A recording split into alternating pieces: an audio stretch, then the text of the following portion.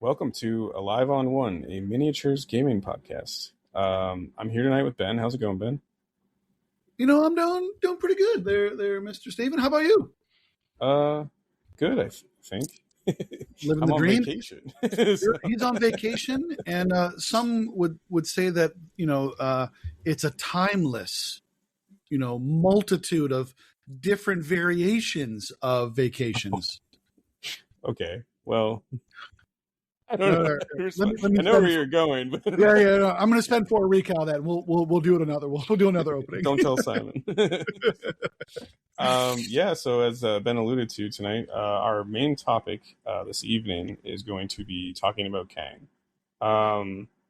We'll get into why Ben and I are talking about Kang later, because people will skip this, and I want everyone to hear how much work or how much reps we put in. Both you and I have put into this. So we'll go to our. Well, to be fair, I don't feel like it was that many reps, but. But we'll go do our normal stuff. So Ben, you have an Alive on One with multiple characters moment. Yeah, I have several Alive on Ones, and I just want to give a shout out to Kenny Drew, who is just a bully. Just bullied me. What a wonderful guy! Great opponent. We played this last week to finish up the Alive on One TTS tournament. Mm-hmm. Wonderful time. I know that when we get to play, it's just going to be full of laughs and joy. So shout out to him. Also, he was just mean, and every single time I tried to kill someone with Apocalypse, he was like, "Yo, what if I didn't die?" I'm going to tell you, and we're going to go down a crazy rabbit hole. So if you need to yoink me out of it, please do. I needed his injured Baron Zemo was on full health to die for us to go another round, and then I would win on points the next round. So I figured the best way would be to walk. Grab the new extract that lets you get an additional die. It's hammers, but within range 2. I can't remember the name of the extract off the top of my head, but that one. Then I hopped to get within range 2 of Baron Zemo, and then I war spender with an additional die, and I have 3 Evo tokens. Into magic, I'm guessing, right? This is magic. Yep. This is a magic war spender. My sweet baby girl. My sweet baby girl magic, who just want to let you know, war spender with an additional die with 3 potential rerolls into a 4 dice, 1 reroll, 5 health model. Our friend Jarvis says that I have a 72% chance or 70-something% chance to straight up murder ball. You looked up the statistics after this game. I went down a rabbit hole that was unhealthy. And poor Ken just had to take it. He just had to take it. Where I was like, okay, this is okay. Because wait, what'd you roll initially? Oh, just hot blanks. Just hot. You know the one die face that doesn't count for anything? Yeah. Blanks, just hot blanks. I think I got 1 crit, so I changed 1 die, re-rolled the all blanks. It was okay. I'm okay. I'm recovering. He lived on 1. I proceeded to lose the game, and I cried myself to sleep. So right now on my record, I am 10-1 with Apocalypse, and that 1 is a special human being named Ken, and. Yeah, it makes me feel good. So that's my Alive on One. Nice. That's awful. I did something similar the other day, where Dracula. So you'll like this one too. This isn't Alive on One, but it is a all blank type of situation. So Dracula decided to spend 2 power for a clapback. This was after a warpath. To be fair, I still won the game because the warpath was actually I got on the point. And that, clutch, that did lots of things. So But anyways, I was like, oh, I'll clap him back. I then rolled, I think it was 6 blanks of shield in a skull, Mm. and I Yeah, re-rolled into Dracula. another shield. Mm. Oh wait, yeah, no, because it's only 7 dice, so it was like 5 blanks of shield in a skull or something like that. Yes, my Yay! 7-die builder. Yes, thanks. To be Thanks, fair, Dracula. it was like a free out of activation, like but still. Yep. um, but yeah, so the 11-1 tournaments we've been doing, I really liked because I stopped doing them for like a year, and so when I restarted doing them, not a lot of people have been joining, but they felt very intimate, and like I kind of know of everyone, and so like all the games have been really really quite pleasant. So shout out, join our leagues, I guess, if you're Yeah, pleasant. join the leagues.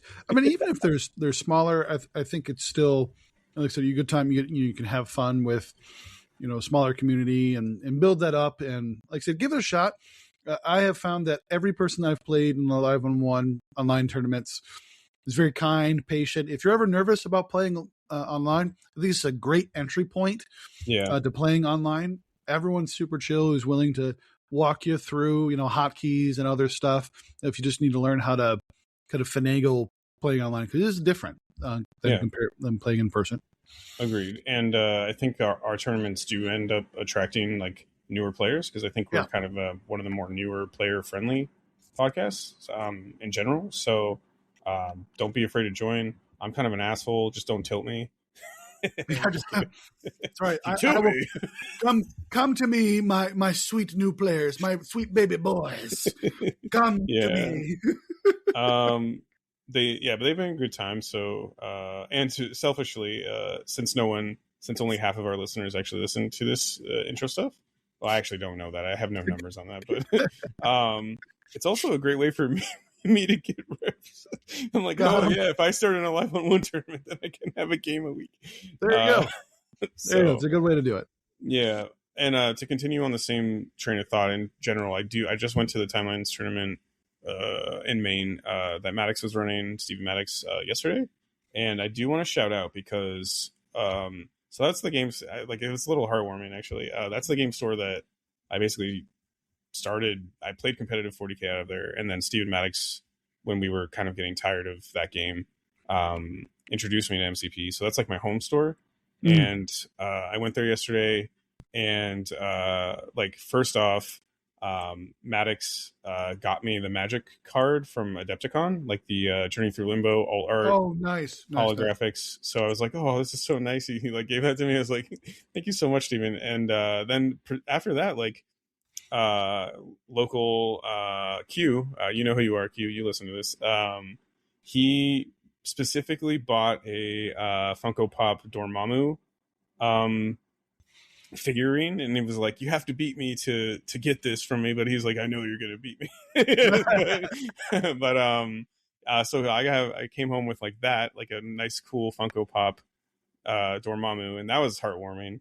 And then also one of our listeners at Adepticon uh made these custom Dormammu like tokens to hand over to me, and he gave them to Maddox, and so I got those, and it was just like really like, oh damn. That's awesome. Yeah, that's Yeah, awesome. so it was a great time. It was nice to see everyone. John kicked my ass in the last round with webs, and I did that to my previous opponent, so I guess I had it coming. So the real winner was webs. Uh, we don't talk about that, but that's Yeah, don't start me. yeah, but it was a nice tournament. I just want to shout out. So again, thanks Q, thanks Maddox, thanks John, Dylan, everyone else. Q, oh I already said Q. Everyone else who was there. So good times, and it was good to go back.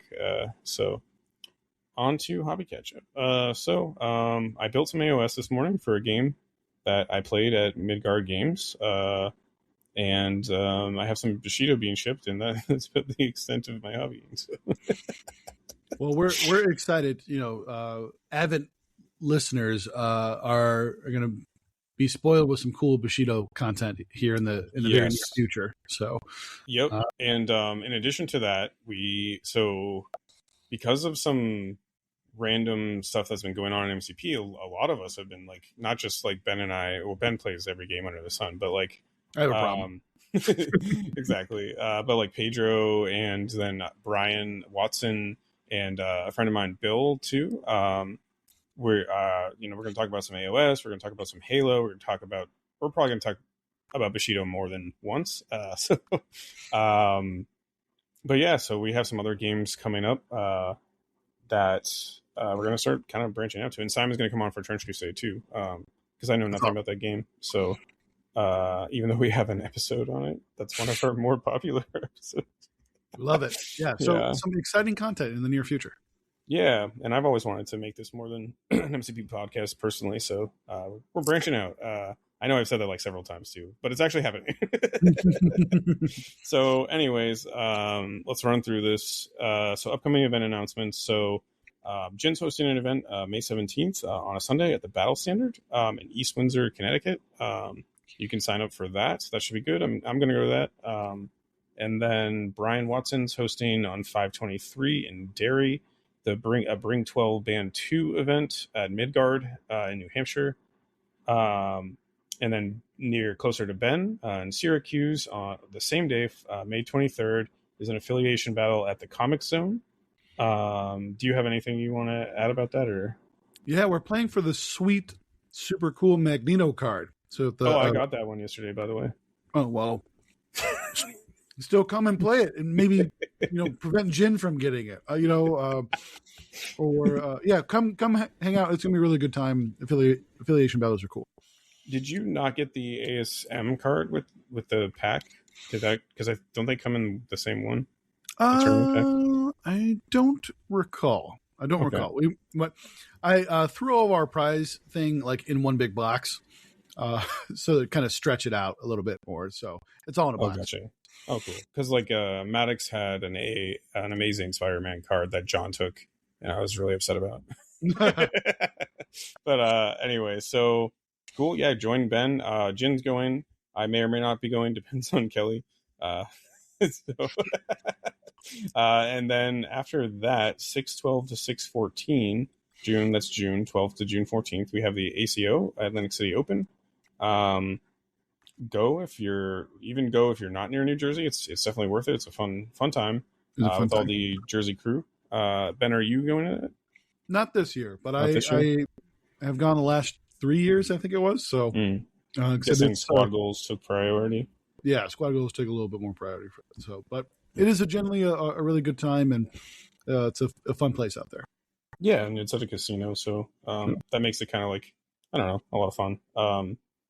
If you gamble, and even if you don't, it's a good time. So head out to that in June, and then same month, June 27th, is the Top Deck Games Grand Tournament in Cherry Hill, New Jersey.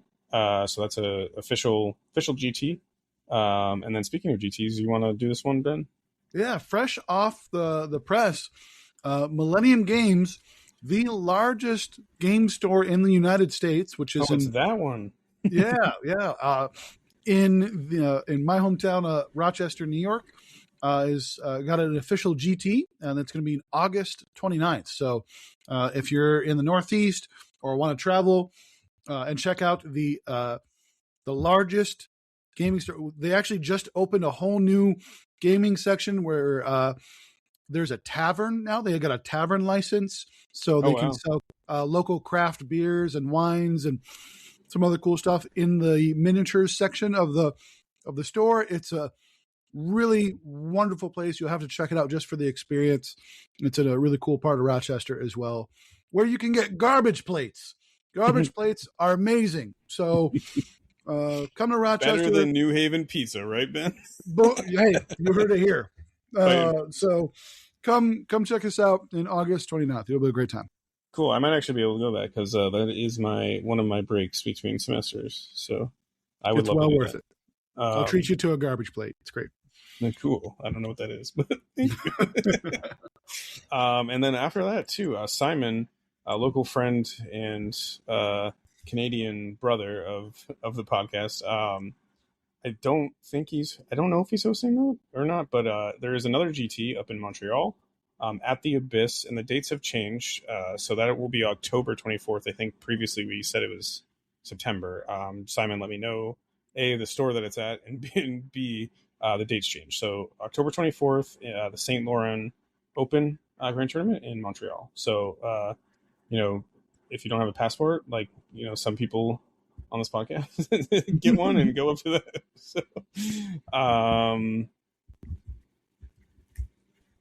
okay, and so without further ado, we're going to enter our main topic tonight. So we are talking tonight about Kang the Conqueror, basically Cabal.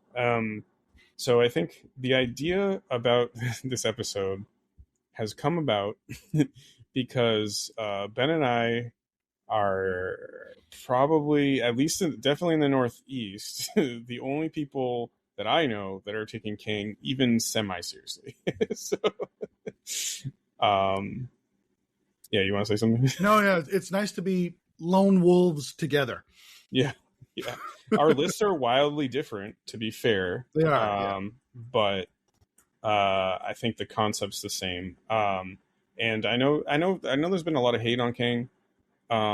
I will say, like, right off the bat, yes, I understand that Kang dies, and like relatively easily, to be fair. That just means you have to play him slightly differently. Shocker. But I think one of the main things when we were talking about should we do a whole dedicated episode to this is, like I said, the predominance of the Kang hate, and really kind of realizing that for a 6th threat, I think the expectations are really high. mm-hmm. And I think rightfully so. I think 6th threat is kind of like that precipice of, you want them to do all the things. You want them to be super killy, super survivable, control, do all the things. And Kang is not that. Yeah. However, Kang is not bad. And I think once you grasp the general picture of how to play Kang, because I think he's not a Malekith Ooga Booga walk forward, delete things. Though that's definitely part of the ethos of how you play Kang squads. Once you kind of get it and kind of the play pattern, I think you'll find yourself that, one, Kang's a lot more enjoyable, and two, that you'll be more successful. Yeah. So, yeah, I agree, and I think it's good to say right off the bat that, like, I think when people think of attrition lists, they might think kind of like, some older styles of attrition, or even, even like some current attrition lists that are not Kang, but like, attrition just means, like, so in my opinion, and like the way I think about this, and I think Ben thinks about this, is like attrition is another currency, scoring currency, right? So like you do damage to score points. And so, like, the old style of list where I'm going with this is like, Malekith, you kind of just run down the middle and like smash. It's like a Thor 2 too. You just go down and you're like damage.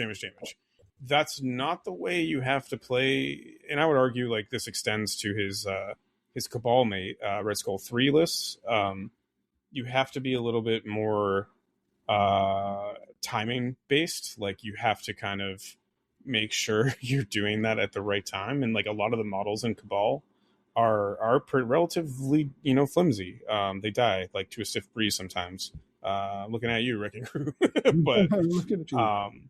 That means it's about timing and like putting appropriate pressure on when you should, and like creating an extract lead, and then also kind of like creating. This is also another bunker list, and I think if you play Kang a little bit more as a bunker, you might have a little bit where you're trying to grab the extract, and so in that vein, I have so many thoughts right now that it's like all coming out very jumbled.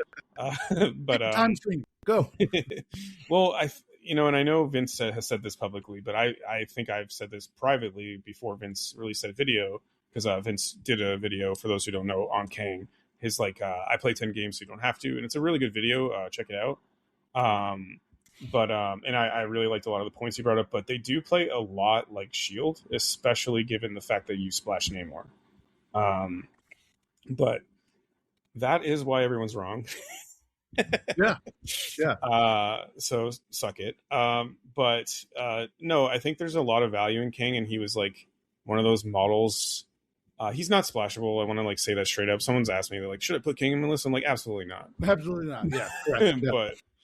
But there's a lot there for his actual when he is the leader in Cabal. And there's some interesting list archetypes that are not even archetypes, but like things we'll talk about with like sliding in certain characters to make your list more adaptable. Because there's other leaders in Cabal too, which I think will have to be thought about for the new missions as well. But anyways, so we wanted to do this to talk a little bit more about Kang. I remember I had a even as an example before we move on to actual game stuff. I remember Omar and I were playing a game, and he's like, "Why are you running Kang? Kang sucks." And I'm like, "No, he doesn't. Think of it this way." And at the end of the conversation, for those who don't know Omar, he's on the uh, Planet Danger. Am I saying that correctly? Danger Planet Danger Planet, podcast Danger Planet, yeah. with our fellow podcast mate Jin and Shane. But Omar at the end of that conversation was like, "Oh, I see where you're going with that, and that actually makes a lot of sense." And I'm like, "Yeah." But I just don't know why people. Maybe because defenders are just so good. It's like why play Kang, to some extent. But Yeah, I think, and a lot of those statements can be true in terms of meta matchups. And that's just going to be kind of the luck of the draw, sometimes. But I think, and I want to, as we keep moving forward, this Kang, I think Kang play style, Kang attrition is not going to be, like as you were saying before, it's not that I've tabled my opponent, I win, right? It's I've dazed KO'd models at certain, timing sequences that I'm going to still win at 16, right? 16 points. And I'm going to do that through out of tridding my opponent. Yeah, it's about pulling. The language I like to use is about pulling the right lever at the right time. Yep. Right, and pulling extracts at the right time, and then moving in such a way where you're kind of playing a little bit of keep away to some extent. So I think that's a great segue. Of how do we think about the leadership itself? The leadership itself. I think is the best way that I've explained it is it's offensive miles, right? Though it hurts my soul to compare it to a web warrior character.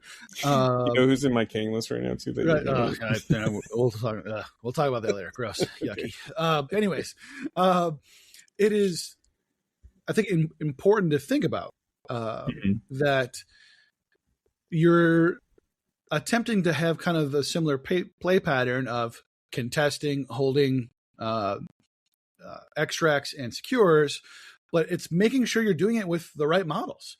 If you have a model that shouldn't be holding the extract, and they get blown off the board, you're like, man, this Kang leadership stinks. You're like, no, you have the wrong character holding an extract.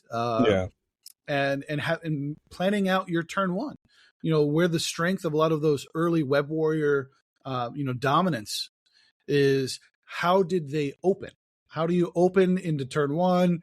Who's grabbing what extracts? Understanding your movement lanes, how far certain things can get you.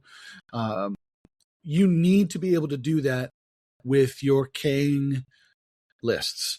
And so your deployment really, really matters.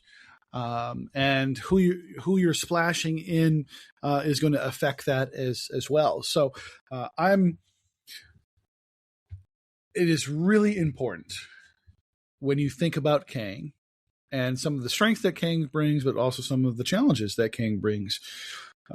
How you open up round one is going to set the pace of the rest of your game and whether or not you're going to be on the back foot or if you're going to be pressing the gas pedal. So, Stephen, how do you when you think about that Kang leadership, what's your mindset? Yeah, well, very well said, and definitely agree with everything you said, and wrote some notes down. I think and maybe this is just like part of like playing the game slightly better, but like when I'm picking my Kang squad, I often think about where I can gain an extract lead early. Or alternatively, so I set myself up for like a losing prio, winning prio situation. And it's kind of the same, right? So what I mean by that is Kang is a safe grab, right? And everyone knows that, but you can create a bunker and you can already create it at turn 0. So I think when you're playing Kang, you're thinking about, do I have to safe grab with Kang? B, does he need to be on one flank? And this is really important for Kang because, as we mentioned at the beginning, he is a super fragile model. Half the time the recals don't work for me. You know what I mean? Like, it's like, cool, I'm going to recal, and it's like, okay, you get the same result, and Kang goes down. But Simon, you didn't hear that. Yeah, sorry.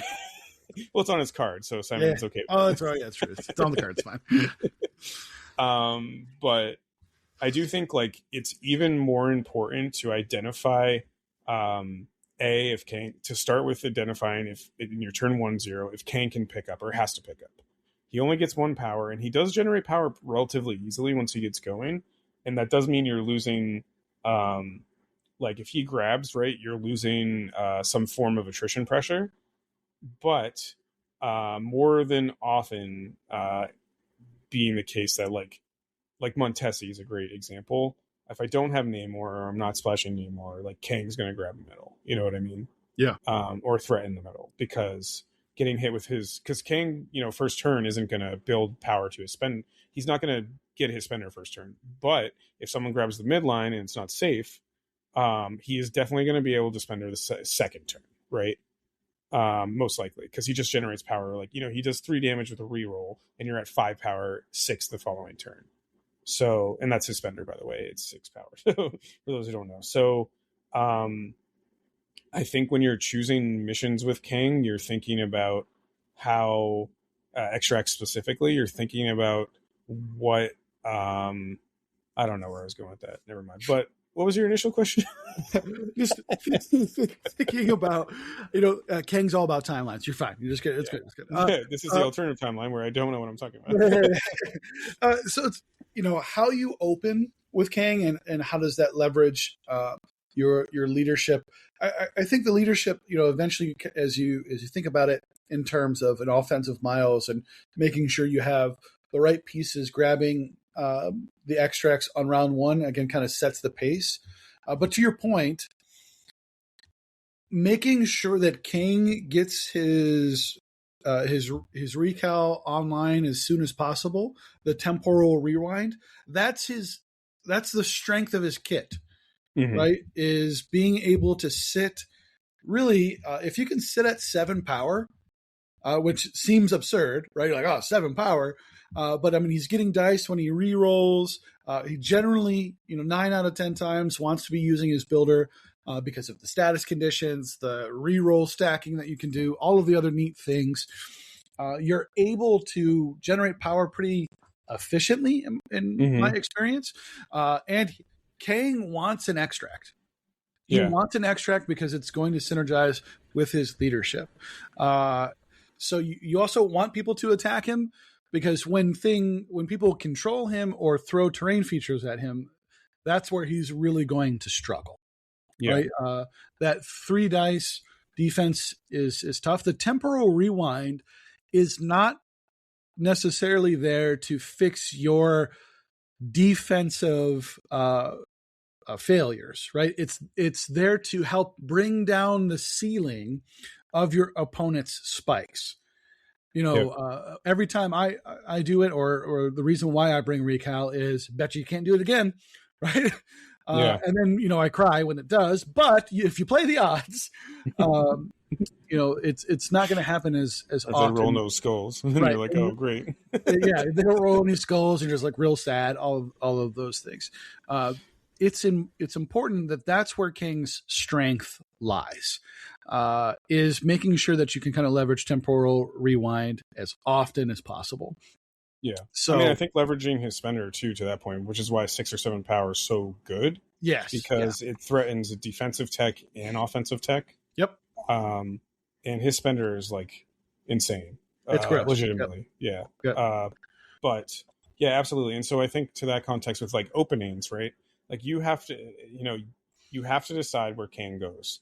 And I deploy him in the middle quite frequently, but I think, for example, on Inhuman Weapon, what I typically do is I tend to go 4 wide with Kang, maybe 5.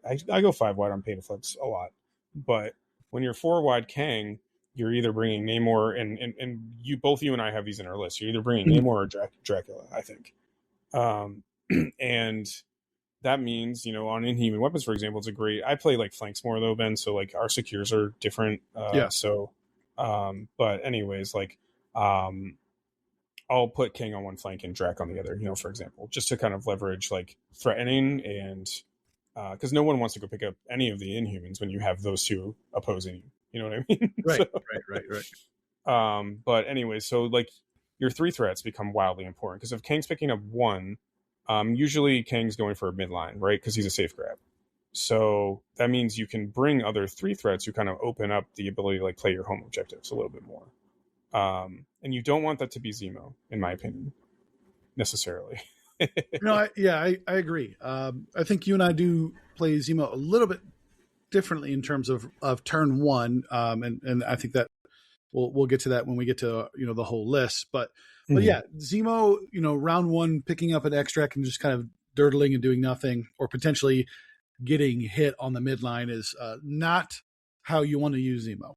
Yeah, agreed. And so his leadership also you have to keep in mind, especially when you're thinking of splashes. And I know like you have let her go from your list. I slide her in and out, but like other people like who give out defensive rerolls, like you're still unlocking skulls. Mm-hmm. So if you have innate rerolls, so Webb's characters play like they are under the Miles leadership with like some extra oomph on the attack, so their like spider senses will still unlock skulls on objectives. So despite your hatred for Webbs, having 1 or 2 Webbs list in a Kang list isn't necessarily, a bad idea.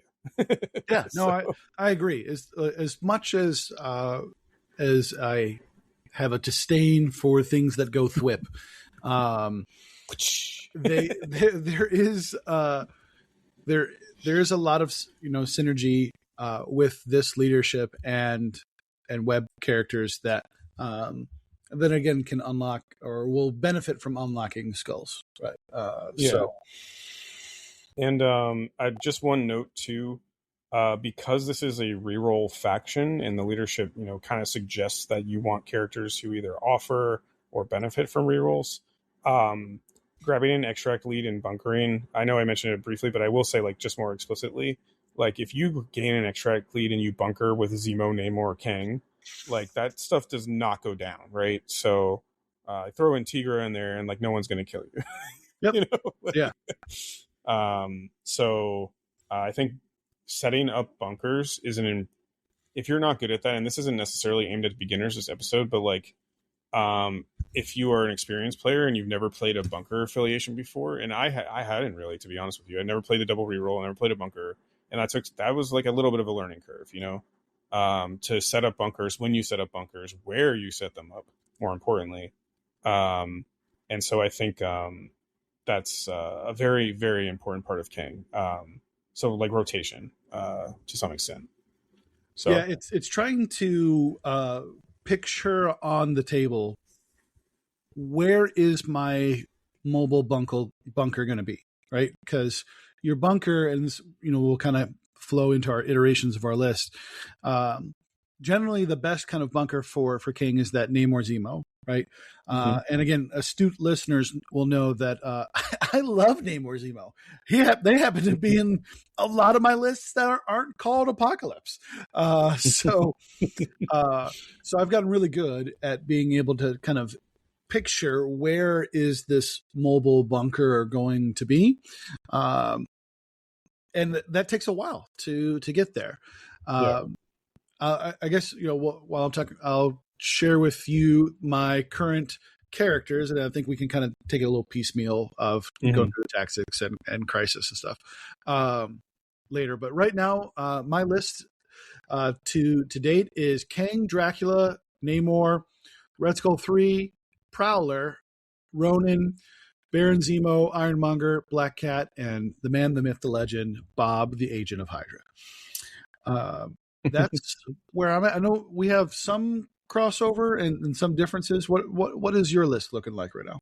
Yeah, so and keep in mind I slide things in and out of this list, and that's because I don't know, because of the kind of limbo too. It's more I've been like playing Kang like seriously, but with in mind like this list isn't locked, so I slide things in and Yeah, out. yeah. So We're both. Yeah, this is a good thing of we want to get you thinking because there's probably a good chance that a lot of things change, not just yeah. for Cabal or for Kang, but for a lot of other affiliations in a month. So Yeah, and I have on here to talk about some of the even the new mission impacts with our yeah, list, but yeah. yeah. So my list currently is Kang, Namor, Drac.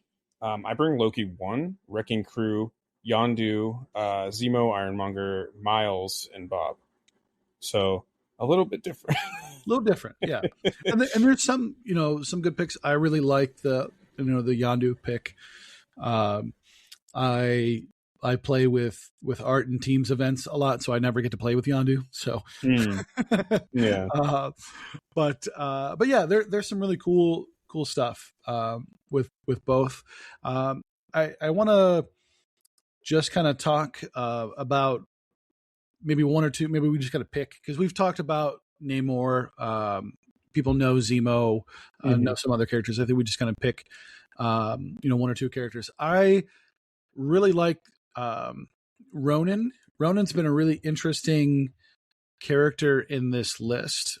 He's an out of affiliation 4 threat, but as we've kind of talked about, reroll characters that leverage the leadership, I have found that characters that can modify dice in different ways are going to really benefit from unlocking skulls. Yeah.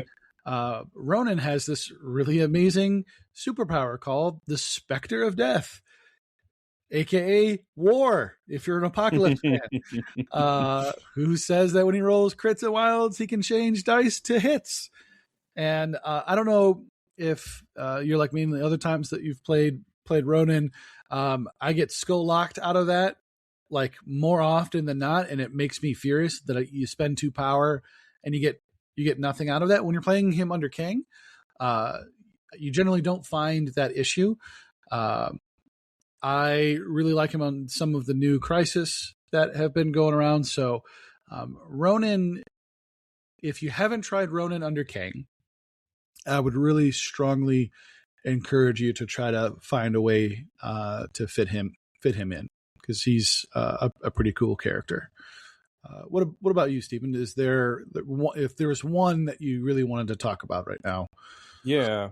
So mine is Cabal affiliated, and I think this is so also we have to talk about the fact that my list is designed to try to play on a B map. Yeah. I call Shi'ar a condensed B.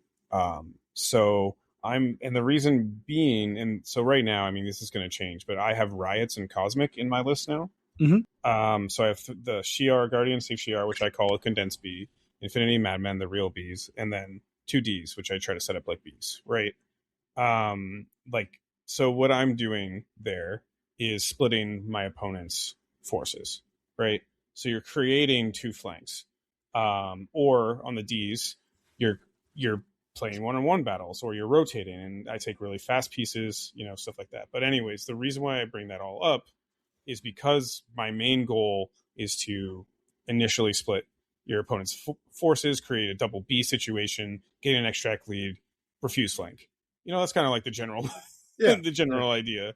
And one of the easiest ways to do that is actually the piece of the Wrecking Crew.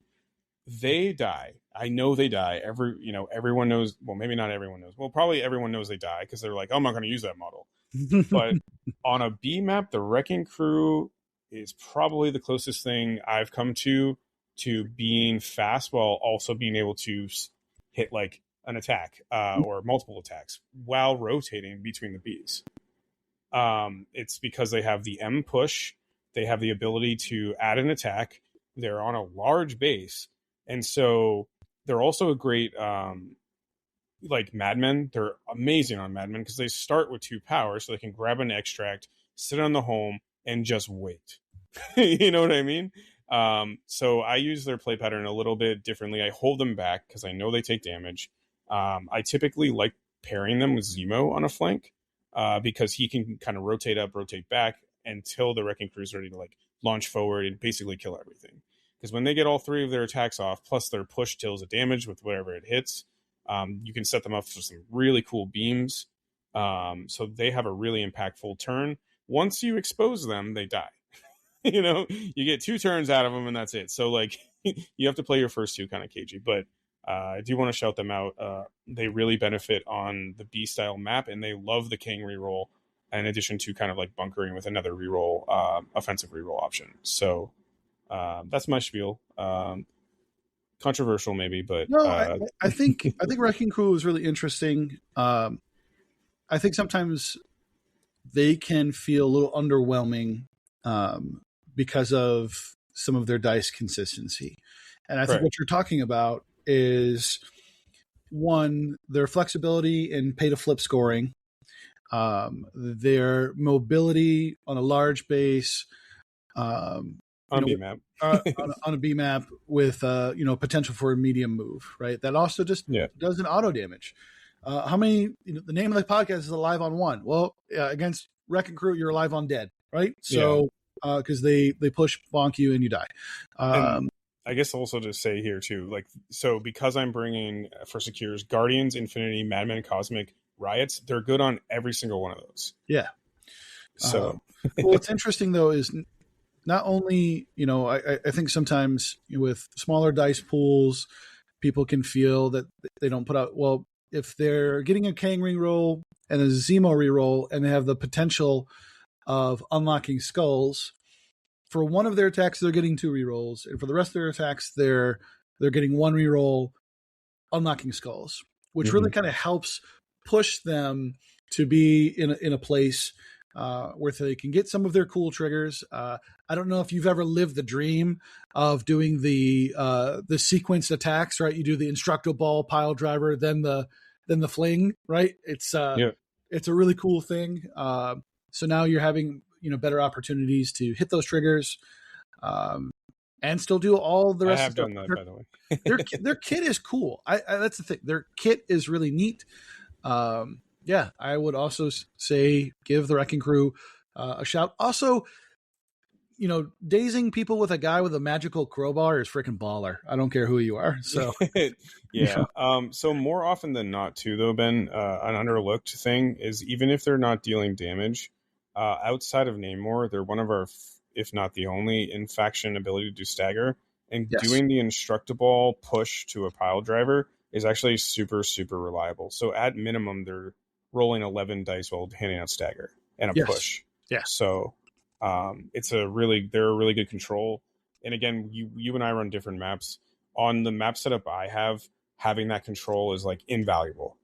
So between them and like Dracula, right? There's not a lot. There's bows in Cabal, but there's not, there's no throws really. So right. Yeah. But yeah. That would be one I want to highlight. No, I think that's great, and I think for experience, we're not not going to go verbatim through our 10. I guess many can kind of speak of themselves, but what's important, and I think just to kind of to keep the ball rolling, instruct the ball rolling. The new mission impact has actually changed a lot of my King lists. It actually changed a lot of my lists. Thanks, AMG, for taking away all of the things that I love. Oh, that's right. Because 3 of your missions are gone. AMG just was like, what's Ben playing? Let's take all of them out. And that's okay. I still love you, AMG. Give me my hammers back and my crayons. Anyways, I right now this is my Secures with the new mission set, and for me, just to kind of the lists that I'm making are all June legal lists. That's where I'm at. I do have the other Secures extracts, just like if I go to an event that is doing that prior, but I am mostly in June when I'm thinking about my Secures and extracts.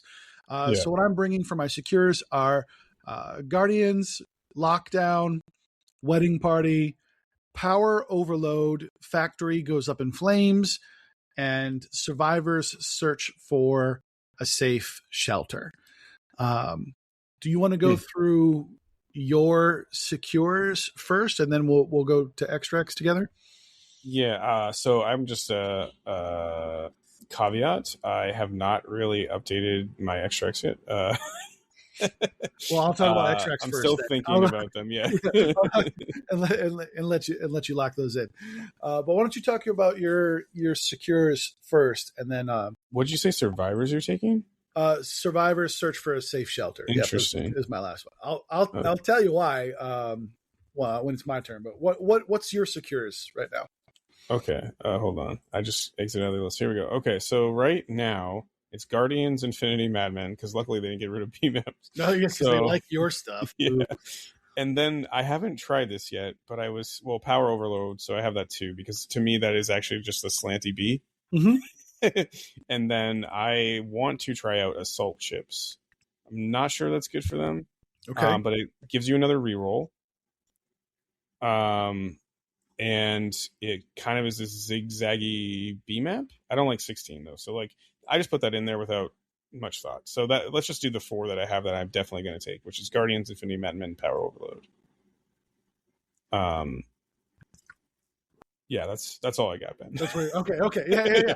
No, I had to reread Assault Ships. I think that's interesting because it is kind of stacking on the reroll. I do hate 16 threat value. So that's something, maybe something changes in June where we like 16. Having it, I personally, 6 threat leaders make 16 to be a little bit harder. So yeah. But I don't know. Even now though, like, so on that particular mission, I'd probably take Kang. And then you got 10 left, so 4, 3, 3. So Kang, Wrecking Crew, Zemo, Spider-Man, and that feels pretty good there, to me. But I also have never played that, so. It's. I'm not sure. I'm not sure what I would bring. That doesn't sound terrible. Mine would probably have to be like Kang. I don't know, Kang, Prowler, Zemo, Ironmonger, right? Something like that. You know, which also doesn't sound terrible. So which is interesting. So other listeners, try Assault Ships with Kang and let us know so that one, I don't have to do it. And I'll do it for you. Yeah, you can do it for us. So you let us know how that goes. I'm probably going to drop it because after re-looking at it, I'm like, Yeah, the effect is cool, but 16 threat is kind of scary. I love Survivors Search for a Safe Shelter because if you look at the map sequence, and I've played it on a couple times already, this intrinsically helps you with your bubble. Mm-hmm. Yes, you are potentially giving your opponent additional defense dice. You're also getting defense dice, which is nice. I think it's important the way that I like to play. There are several ways when I don't bring Namor, but most of our listeners will probably know me. I am a Namor enthusiast. And so love diapers. I do love me some diapers. So I think Namor is really, really cool. And he can bounce to each one of these pay to flips or these shelters in a really meaningful way, which I think is really cool. Yeah. So I like his interactions, but because all of the secures are so close to each other, you don't really have to try super hard to make sure that your entire team is benefiting from the potential double rerolls or the stacking reroll effects. It's going to keep your characters alive, and you're going to do a bigger punch. So, the only caveat that I was thinking about, and one of the main reasons I did not put this in my list, because I remember looking at it and going, "Oh crap, what if you're into defenders on this?" Then you cry. Exactly. You cry and ask AMG to ban pentagrams and I don't Oh, even know if pentagrams matters I, on this one. yeah, I don't, that's probably, but it'll make Jeff mad, so I'm okay with that. So, Yeah. uh, but but yeah, I mean, there's, and we'll get to the kind of the matchup, stuff. Yeah. But yes, defenders does hurt you a little bit. You also play a weird game with defenders of, they might lower your ceiling with the hexes, but Hmm. because of unlocking skulls, you're going to kind of hit the medium a little bit more often. So I mean, obviously being hex stinks, but the leadership still finds a way to kind of Yeah, counteract I the will. I will say actually for our listeners too, having played into defenders more than once with the Kang list, it's not that bad of a matchup for Kang. yeah Um, it's less bad of a matchup than some other affiliations, in my opinion. yeah yeah I would agree. Because they also have a lot of energy attacks, so it's like Kang loves that. He's Yeah, like, oh, 4 defense dice, right. It You makes don't the have any physical, so you wipe out Echo, and then you're like, oh, we're smooth sailing. right. You're right. Right. Yeah. So those are my secures. I really like Survivors, Search for a Safe Shelter, with the bubble especially in Mm, mind, and I find that the 20 threat value, um, yes, you're giving your opponents more pieces. However, your pieces are just getting better. So the level of efficiency that you're bringing to the table is pretty strong. yeah. So yeah, I would encourage our listeners to try that. Um, so I'll talk about extracts for a little bit, so that it still gives you some time to finish yours out. But my I'm not going to finish mine because like I want to put real thought into them, but I honestly am just excited to hear what you say because I'm not sure where to go with yeah. extracts for King. So my three extracts that did not change were Jailbreak, leads to Mass Mutant Escape, Scrolls, because I'm not a coward, and Unexpected Guests Crash Royal Wedding.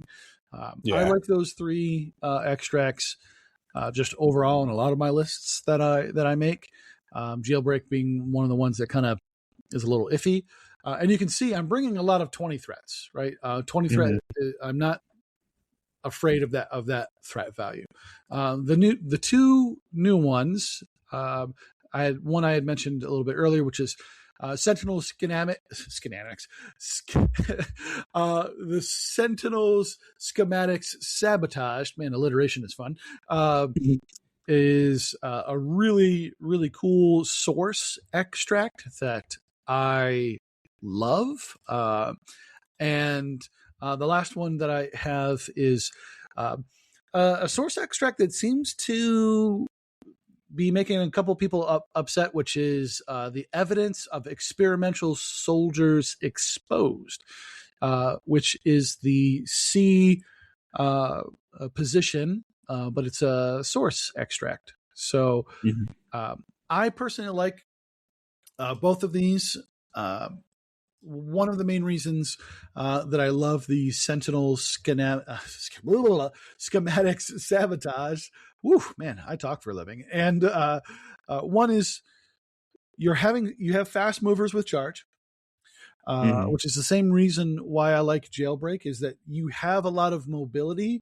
So the source extracts, I find, if your in affiliation models or your main splash model that you're bringing has a lot of mobility, it's not that big of a deal. yeah, You're able to get to the sources if you get controlled off point or whatever. You're able to get back to them. Hit and run models, one of the reasons why I love Ronin. Ronin has pursuit. He has a place. There's lots of ways to get back to the source. It's really back to the source. back to the source. It's really not that bad of an issue. I am trying to leverage the loss of hammers, which I Mm. think was with Are you King. doing okay with this, Ben? No, Like, are I'm you all not. right? Okay, I'm still recovering. I might need a group therapy session about the what was it? Hammers Anonymous. Hammers and numbers. I loved Hammers, and hate me or love me, I love it. So this extract allows Kang to, again, because you have mobile characters you're going to be able to get within range to more often than not. Kang has ways to do that himself with allowing himself to bump. And like I said, Namor, Zemo both have charges. Ironmonger, which is a pretty common character to make up one of the core pieces, also has a bump. So there's lots of really neat ways that you can continue to gain a bonus of not having to worry about sources and moving back to them. One of the great joys of having source extracts is, to exactly your point earlier in the podcast, is you can determine where the fight is going to be for the whole game now, right? You know where the extracts are going to be. You don't have to have a guesswork of where is this person going to run off the corner, or whatever the case might be. At the start of the round where every single extract is going to be. So you can position your bunker, your steals, your all of your pieces where they need to be in anticipation of the next round. And I think that really net benefits Kang and the more common characters that you're bringing with a Kang squad. And it's the same. Yeah, it's the same concept with Jailbreak and the evidence of experimental soldiers exposed, those source extracts. I think Kang, Cabal, I think even Red Skull, Cabal, actually are one of the better affiliations to do that, to play on source extracts. Yeah. So I loved hearing that because I personally have not actually put a source extract on the table with Kangs yet. So, well, I snorted. But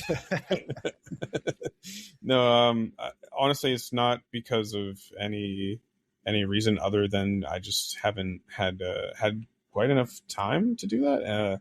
The first event or game, these were leaked last week, so the first event or game that I know, like, maybe you can like tell I'm a person who learns through doing, right? So like when I can like look at a thing and like guess a play pattern, and like Jailbreak I put in my list. I think I took it out by accident recently, but I put it in my list, my initial list, because of like Namor, Zemo, right?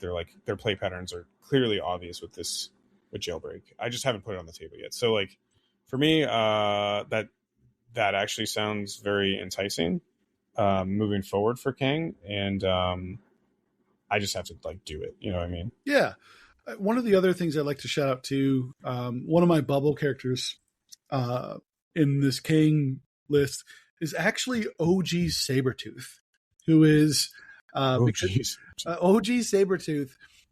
People remember that most bad guy characters are Cabal affiliated with. So Sabretooth, OG Sabretooth, is a Cabal affiliated and with aggressive and a clapback.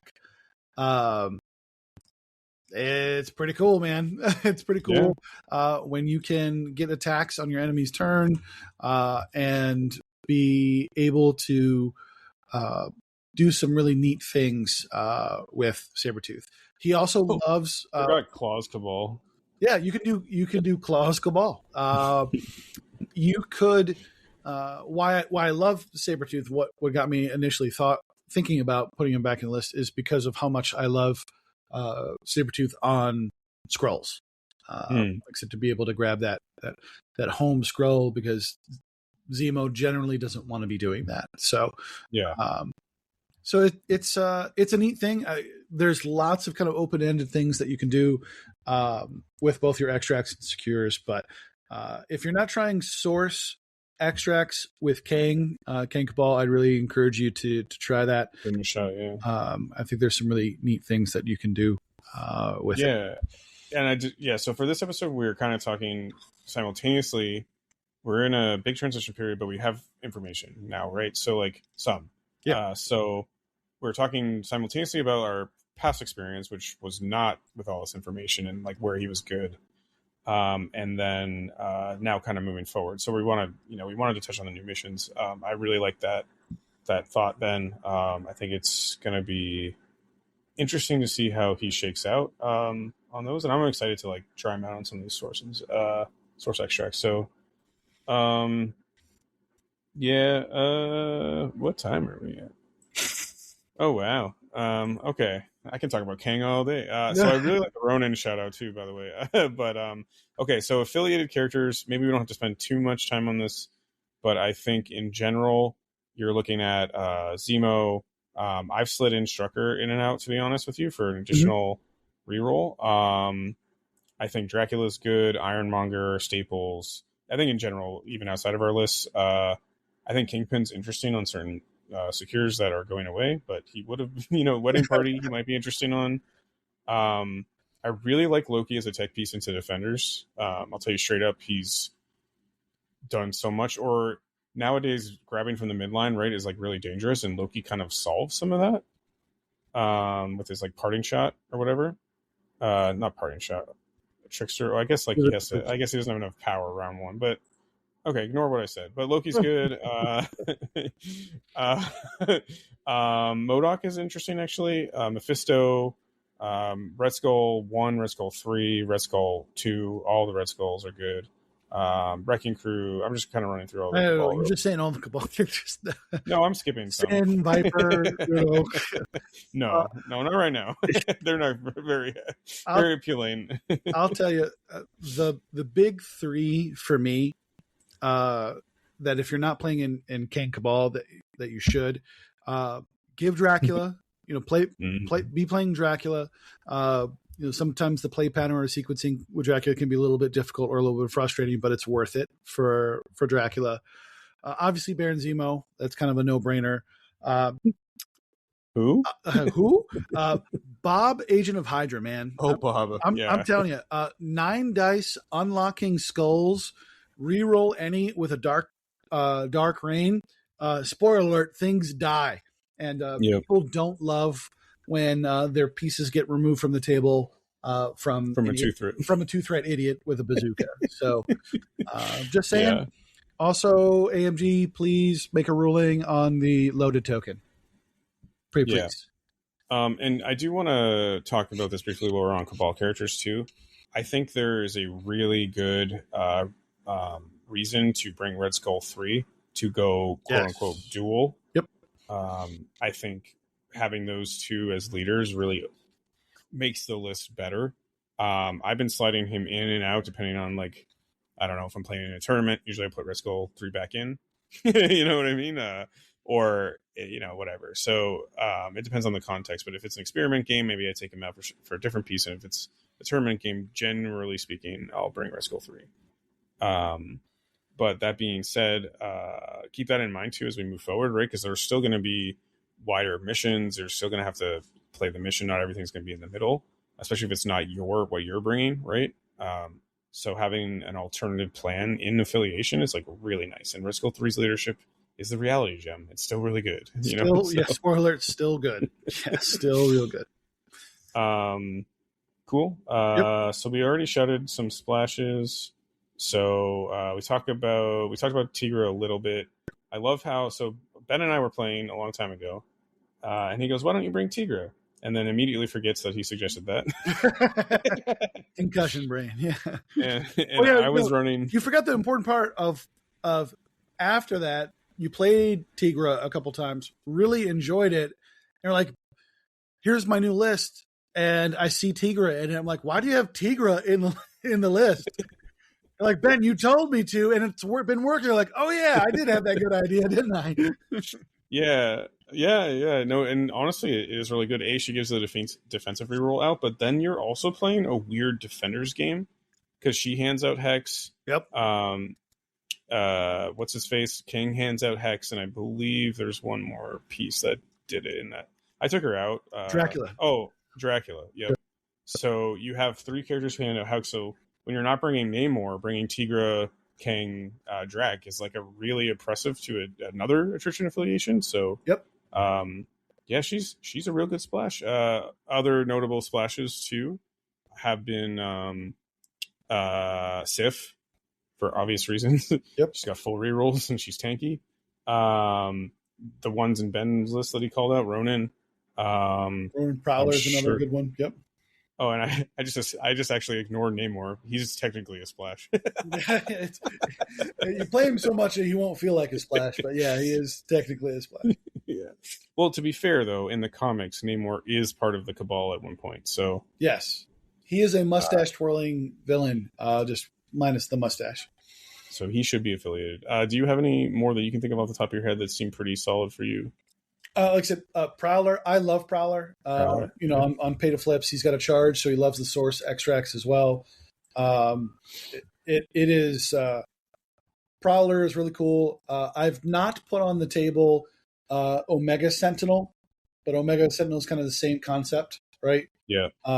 So I'm it is trying is very close on my bubble as 4 threats.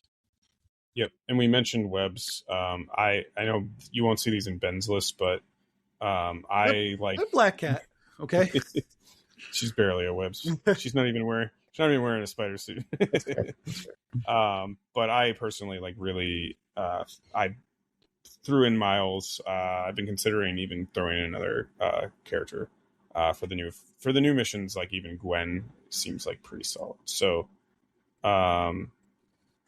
experiment though, but I think things you're looking for in splashes are like definitely like taking advantage of the rerolls. So the obvious people there being Sif and Zemo. Well, Zemo's not splash, but like Sif is like the same kit as Zemo pretty much. Mm-hmm. So in a tankier 4 threat, so like that's just a good shout out there. You want to leverage the leadership, you want to or add to the leadership, and I think when you're looking for a piece to do that, like Tigra's good, Namor's good, obviously, so you're giving out rerolls. Strucker is in affiliation. I should note that like if you're looking for, he's got the same reroll name as Zemo, so you can't like stack them, but like if you're playing a flank list like I am, sometimes it's really good to have like just a 3 threat who can do that when you don't want to bring Namor. I love it. So yeah, cool. He's not a splash though. He's Not technically. In fact, not a splash, but yeah. And sometimes, to be honest with you, the Ironmonger problem, like, yes, I use Ironmonger a lot. I know you don't that much, or I don't know if you do recently, but occasionally, like, Ironmonger just doesn't feel like he's going to be impactful on a mission, so I'll bring Strucker.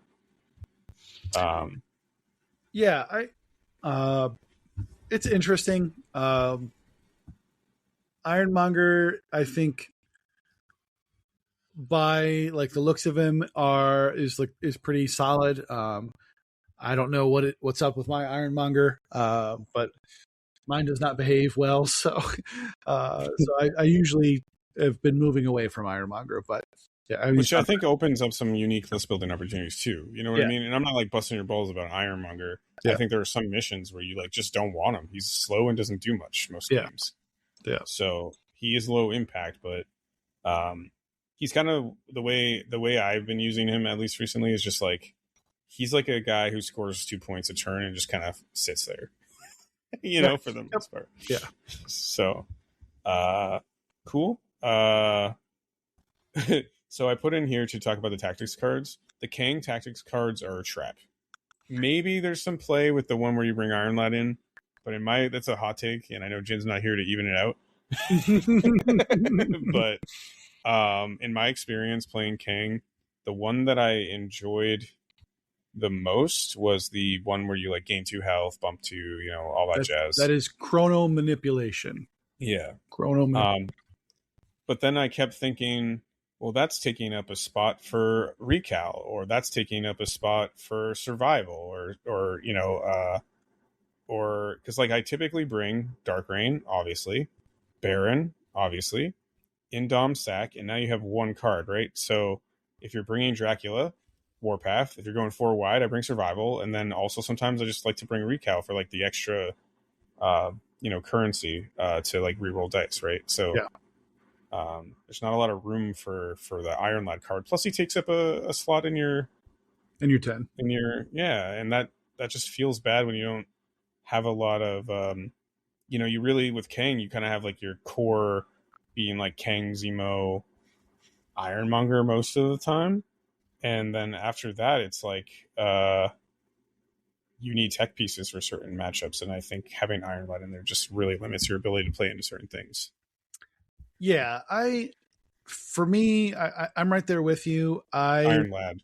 Iron Lad, yeah. I've tried Steal the Future a couple of times and just kept trolling myself. And was like, yeah, It's awesome.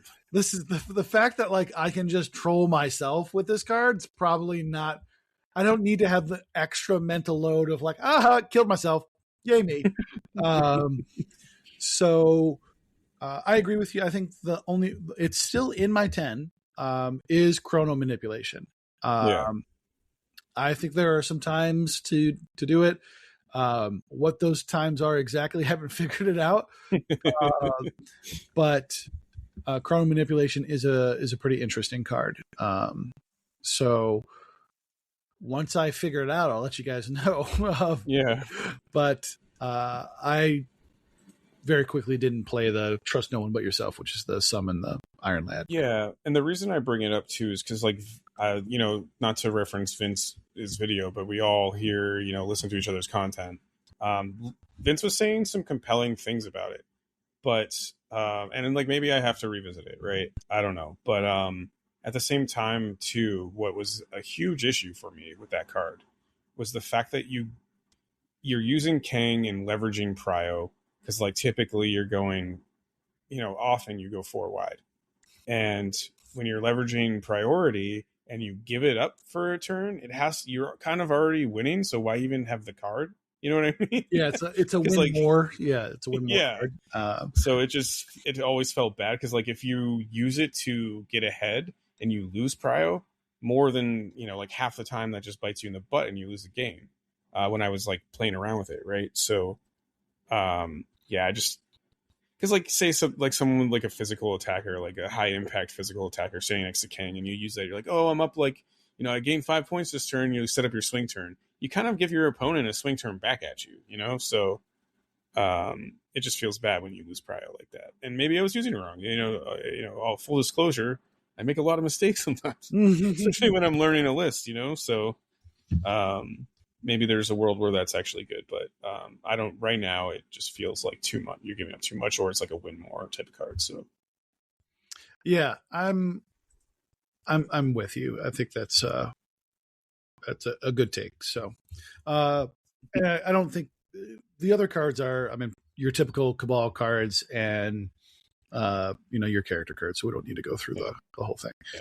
Dark Rain, real good. Spoiler alert, Dark Rain. You're too restricted. Play Recal even if your name is Simon. Play Recal. So just do it. Yep. Just do it. So what do you think in terms of matchups? Right. So if you're Kang, what timeline are you the most scared of seeing across the table? You see this affiliation. Which one are you trying to press the rewind button on? Honestly, an affiliation with a lot of displacement. Yep. Kang, despite other pieces that you bring with Kang being like pretty mobile, if you're limiting Kang and like Dracula or Namor's activation to a move, to like a move charge or like move even with Kang, like bump move, it feels real bad. Kang and one of my hardest matchups so far with Kang that I was legitimately worried and like was pretty close to losing that game. I've only played this matchup once, but Brotherhood, when you see Magneto across the table throwing everything at all your characters, you just die. You can't recal throws. You can't recal throws. Come on, AMG, help us out. Let us recal. Timeline. I can't use my time machine against this car. Turns out stop signs do I need to die to before I figure out how to rewind time? The metal time? element really neuters Kang. Yeah. He's like, here's some metal, motherfucker. Here's some metal. It's the future tech doesn't like the old metal. Just throwing things. Yeah, just throwing things. My one weakness. Yeah, no, Magneto Brotherhood is a neat shout. I think that's cool. I think we talked also about one of the bigger boogeyman's right now, which is, strange defenders. Not only because of the hex, but exactly to your point, when, Bill, Shang-Chi, and Doctor Strange are just, if they don't kill you, they're just repositioning you. It is sometimes, big sad, right? Yeah. So you're getting hexed, staggered and thrown, pushed. It is. Yeah, Blue Marvel's throw is just dumb, Yeah, Blue right? Marvel's throws silly. Shang-Chi, pushing you, pushing Kang so that he hits a terrain feature and gets stunned. Spoiler alert: Kang hates being stunned. So affiliations that are, putting that out of like, oh, your whole gimmick is you need 4 power. What if I say you don't get lots of power, right? And that also speaks to the other interesting matchup. One, because I think it's new and a lot of people are running it right now, is the Bastion. Where it's a little bit interesting is you do get some of your best defense dice because it's a lot of energy attacks. But I've been seeing a lot of more people doing Bastion with the baby Sentinels rather than the Prime Sentinels. So, it's Bastion, a baby Sentinel, and Prime, and they're attacking you. You're getting less power, and you're getting pulled off points. It is Kang's like, but what if you just died? And then they don't. So it's been very interesting. That Bastion matchup is, I think, one of the tougher ones. Yeah,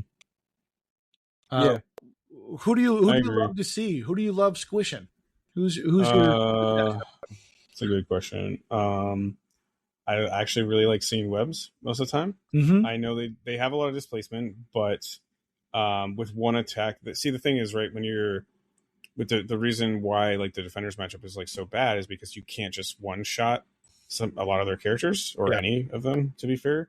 With webs, it's like, okay, cool, you displace me, but even like walking up, hitting you with like 6 dice 2 rerolls, most of the time they still just die, or they're left on 1 and you throw something at them, right? With like Kang, because Kang can throw terrain, which is a great way to like finish someone off. So it doesn't work on like Blue Marvel, right, or Strange, because they're like re-rolling everything or they're boosting or whatever. So, but with the affiliations, like with weaker characters with displacement, it's fine. Man, that's a good question. I don't know. Avengers, I feel pretty good into as well. I like that was one of the ones I was going to shout out was Avengers. I actually really like going into Kingpin Crime. They do have some displacement, but they're generally not going to kill you. And so if you can, target, prioritize well, generally that Kingpin leadership is going to lose its steam by, the top of 3 when you're, dazing a lot of models. And so their big leverage, if they don't win the game on round 3, Kang usually has a pretty good chance into Kingpin. So that's one of another shout out for a challenging matchup too is Asgard. I'm just looking at the affiliation list. They're also kind of difficult to deal with. Yeah. All the throws and whatnot. So yeah. But we're not going to go through every. Yeah. Well, I think we kind of hopefully got people started. Of course, in June, some of these things are going to change. But this hopefully is a good cast to get you, launched into a Kang timeline of goodiness. I do want to say, I want to shout out the Richmond Open Grand Tournament was this last weekend. And there was 20 Kang games, and Kang won 11 times. There was a Kang player that finished top 4 and went undefeated on the first day. So it was really cool. I think this is one of the first events where we've seen Kang do really well. So shout out to Alex from Zeros for Hire from Georgia. Shout out to him. And doing really well. So go Kang. Yeah, that's really awesome. I told you to wait to tell me that live. I did not know that. having more than 50% win rate is good with any affiliation. But then also top 4 finish. That's, congrats. That's really cool because we have not seen that because no one's taking him fucking seriously. No one's taking Kang. Yeah. So if anything, I hope you walk away with this and be like, maybe I should think a little bit about Kang. And just remember that, like, I do think with some affiliations, it's a little bit easier to put them on the table. I do think Kang you got to like devote some time and really think about. I know you should do this with every affiliation, but like honestly, you really have to think about your turn 0-1 grabbing extracts and kind of like your placement of Kang and making sure that you know like don't just yeet them forward and be like, oh, I'm going to spend her. You right. know what I mean? Yeah. It's a bad play pattern for him. It's generally not great. You want to save that power for the timeline, right? And I find, in all seriousness, the best way to make sure that temporal rewind works is go, "Oops, sorry, wrong timeline," and then just keep saying that until it works, and it usually works out to your benefit. So keep doing that. Yeah, but thank you everyone for listening. I hope this helps you reconsider Kang. And if not, like, whatever. You listen to the episode and now you're not going to play him. So the best timeline. Yeah. But some food for thought while we're in this kind of interim. And I think Kang will be solid moving forward as well. You know what I mean? So with the new missions and whatnot. So Ben, any last thoughts? Nope, that's me. Cool. So you can follow us on our Discord link below. Email us at 11@gmail.com. Jin's RSP content, RSMP content's also linked below. Leave a review on Apple or Spotify. Huge Miniatures, our affiliate, link below. You can go there, buy some cool terrain, basing stuff, paints. And Godspeed, Wrecking Crew. Thank you. Godspeed.